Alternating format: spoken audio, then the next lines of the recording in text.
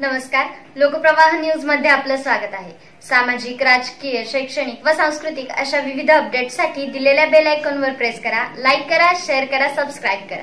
फक्त 1 रुपया उरलेले 5,999 रुपये सरकार टाकतंय। गारपीट झाली, विम्याचे पैसे मिळणार। दुष्काळ पडला, विम्याचे पैसे मिळणार।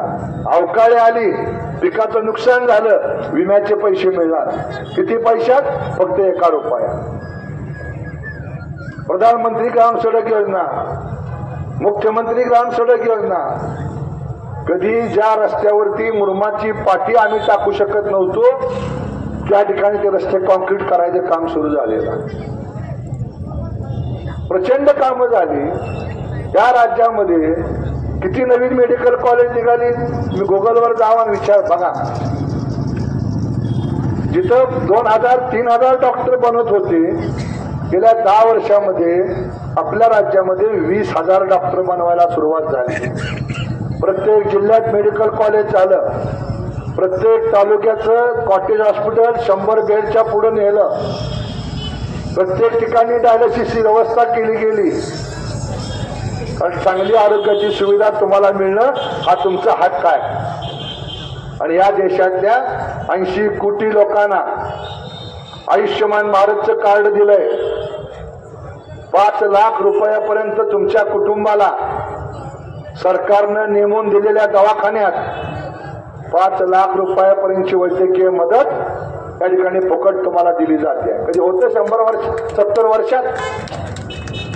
माणसाची जमिनी विकायची, माणसं घरातली माणसं आजारी पडल्यावर या देशाची परिस्थिती होती। ज्याला आयुष्यमानचं कार्ड नाही त्याला या राज्य सरकारने गेल्या 2 वर्षात 350 कोटी रुपये, 1 लाख, 1.5 लाख, 2 लाख, 2.5 लाख अशी मदत या ठिकाणी केली आहे।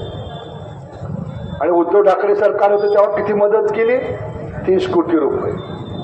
आता किती झाली? 350 कोटी रुपये। म्हणजे यांचे दानच आहे द्यायचे। पण हे का शक्य झालं? तर दोन्ही सरकार एक आहे।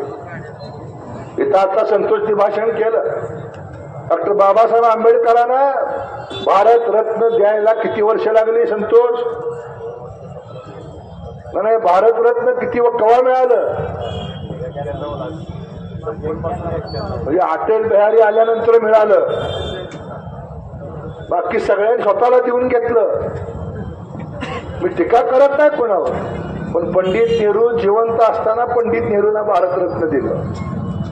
पण बाबासाहेबांना भारतरत्न मिळायसाठी 40 वर्ष वाट बघावी लागली। बाबासाहेबांची जी 5 ठिकाणं होती ती 5 ठिकाणं पवित्र तीर्थक्षेत्र म्हणून या सरकारनं घोषित केली। म्हणून मित्रांनो, मूलभूत गरजा ज्या आहेत त्या गरजावरती विचार करण्याकरता ही निवडणूक असते। पण दुर्दैवाने निवडणूक आली की मग जातीमध्ये, पातीपातीमध्ये, पंथामध्ये, धर्मामध्ये भांडणं लावायची, कुठलं तरी वेगळं नरेटिव्ह मांडायचं आणि समाजामध्ये 2 भाग करायचे आणि राजकारणाची आपली पोळी बाजून घ्यायची, सत्ता मिळवायची, सत्ता भोगायची।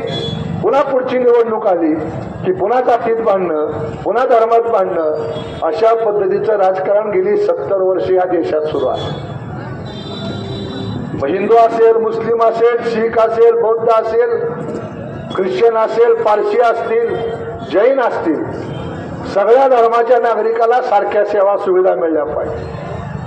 जो या देशाचा नागरिक आहे त्याला समान न्याय मिळाला पाहिजे, ही भूमिका या ठिकाणी निवडणुकीच्या निमित्तानं मांडली गेली पाहिजे। लोकसभेला आपण चुकीचा निर्णय घेतला।